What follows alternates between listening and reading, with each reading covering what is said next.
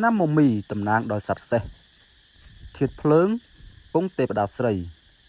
មនុស្សប្រុសស្រីណាដែលកើតឆ្នាំមមីទំនាយគេថាគឺជាមនុស្សមានរាសីមធ្យម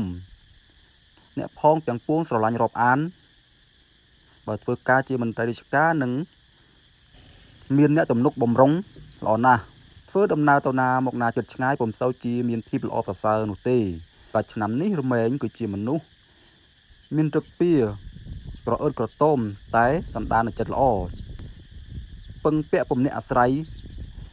នៃញាតិការទាំងពួងពាក្យសម្ដីនិយាយច្រើនក្រត់ក្រៀតមិនសូវទន់ភ្លន់ប៉ុន្មាននោះទេ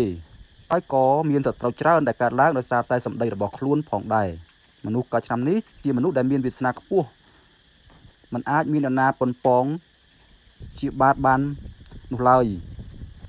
ការនៅតូចមានភាពលំបាកវេទនាតែដល់ចូលវ័យចាស់នឹងខ្លាចទៅជាអ្នកមានសម្បត្តិស្ដុកស្ដំព្រោះថាមនុស្សដែលកើតឆ្នាំនេះមានសតិបញ្ញាឆ្លៀសវៃប៉ិនប្រសពក្នុងការរកស៊ីយល់នៅការរាក់ជ្រៅល្បិចកលគ្រប់ជ្រុងជ្រោយចូលចិត្តបទភ្លេងការសប្បាយរីករាយបើផ្លាស់ទីលំនៅពីស្រុកកំណើតមានភាពល្អប្រសើរជាងចំពោះមុខរបរដែលស័ក្តិសមសម្រាប់អ្នកកើតឆ្នាំនេះគឺ